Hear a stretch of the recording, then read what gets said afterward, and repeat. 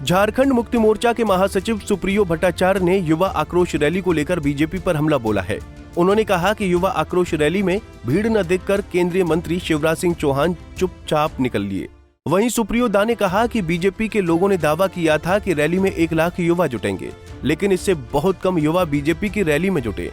सुप्रियो दा ने कहा कि प्रधानमंत्री नरेंद्र मोदी ने वादा किया था कि 2 करोड़ नौकरी हर साल देंगे, लेकिन क्या मोदी सरकार ने 2 करोड़ लोगों को हर साल नौकरी दी है? उन्होंने बताया कि रैली में आए बीजेपी वर्करों ने पुलिस पर भी हमला किया था।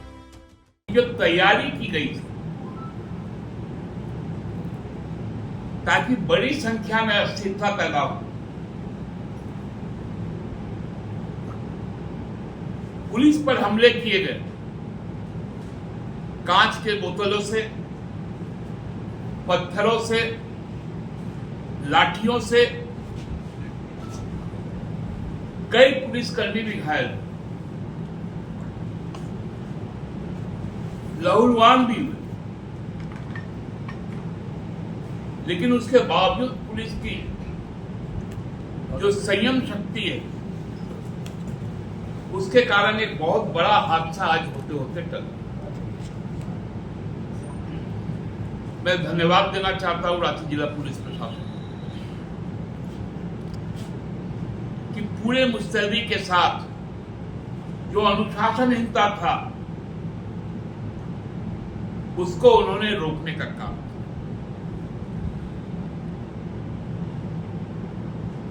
आप समझ सकते हैं कि पुलिस का जो बैरिकेडिंग था, क्योंकि सभा स्थल पर कोई बैरिकेडिंग नहीं था, लेकिन जब सूचना मिली कि लोग वहां से चलकर मुख्यमंत्री आवास तक जाएंगे, तो जो निषेधाज्ञा का क्षेत्र है उसको पुलिस ने सुरक्षित किया। लेकिन पूरी तरह से भारतीय जनता पार्टी के जो कार्यकर्ता थे, हम कहेंगे कि जो उपद्रवी कार्यकर्ता थे, वो जिस तैयारी के साथ आया है उसका फुटेज भी आप लोगों के पास है। लोग वेल्डिंग ग्लव्स पहने हुए थे, उनके पास में कटर था कि बैरिकेडिंग को काटा जाए। ये क्या कोई लोकतांत्रिक तरीके का आंदोलन होता है? गुलेल थे, उसमें से पत्थर फेंके जा रहे थे, लाठियां बरसाई जा रही थी। ये कहीं से भी, और ये युवाओं का आक्रोश नहीं था। युवाओं का आक्रोश तो केंद्र सरकार पर है। केंद्र सरकार ने पिछले संसद सत्र में रामेश्वर तेली जी जो माननीय मंत्री हैं एम्प्लॉयमेंट एंड लेबर के, उन्होंने राज्यसभा में इस बात को स्वीकार किया कि देश में 2024 के जुलाई का जो बेरोजगारी दर वो अपने सर्वोच्च काल के ऊपर 9.2%। ये पूरे राष्ट्रीय सरकार का, और जिसमें सबसे ज्यादा जो बेरोजगारी है वो 23% उत्तर प्रदेश में। वहीं सुप्रियो दा ने कहा कि संविदा पर जो कर्मचारी काम कर रहे हैं उन सब का समायोजन किया जा रहा है। उन्होंने कहा कि सीमित संसाधन में हेमंत सरकार ने अधिकतर वादे पूरे किए हैं।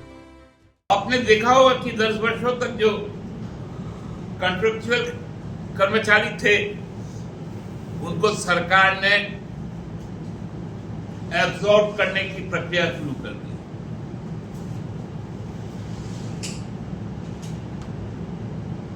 मेरे सीमित संसाधन में हम लोगों ने मैक्सिमम डिलीवर की और उस डिलीवरी को डेंट करने के लिए लगातार केंद्र की जांच एजेंसियां, केंद्र की सरकार और भारतीय जनता पार्टी लगातार साजिशें रचती रही। हम सभी चक्रव्यूह को तोड़ते हुए आगे बढ़े। एक बड़ा आरोप बीजेपी ये लगा रही है कि आज के कार्यक्रम को विफल करने के लिए आप लोगों ने कटीले तार लगाए, बैरिकेडिंग कर दी है, लोगों को आने से रोका। देखिए, ये प्रेसिडेंस तो भारतीय जनता पार्टी ने शुरू किया। कटीले तार लगाना, रोड पर कीले गाड़ देना, पूरी तरह से रोड को कंक्रीट से ब्लॉकेट कर देना, हाईवे के दोनों तरफ 40-40 फीट चौड़े और 60 फीट गहरे नहर खोदकर उसमें पानी भर देना, ये अत्याचार की चरम सीमाओं का निर्धारण करने का काम केंद्र सरकार के मोदी सरकार जी ने किया। आज इनको कांटा तार चुभा है क्या?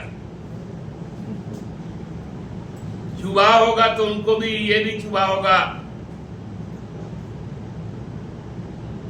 कि किस प्रकार से 700 किसानों ने अपनी शहादत दी। विधानसभा चुनाव जैसे जैसे करीब आता जाएगा वैसे वैसे सत्ता पक्ष और विपक्ष में जुबानी जंग और भी तेज होती जाएगी।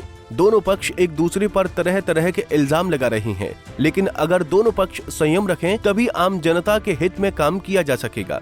पंजाब केसरी टीवी के लिए रांची से आशुतोष सिन्हा की रिपोर्ट।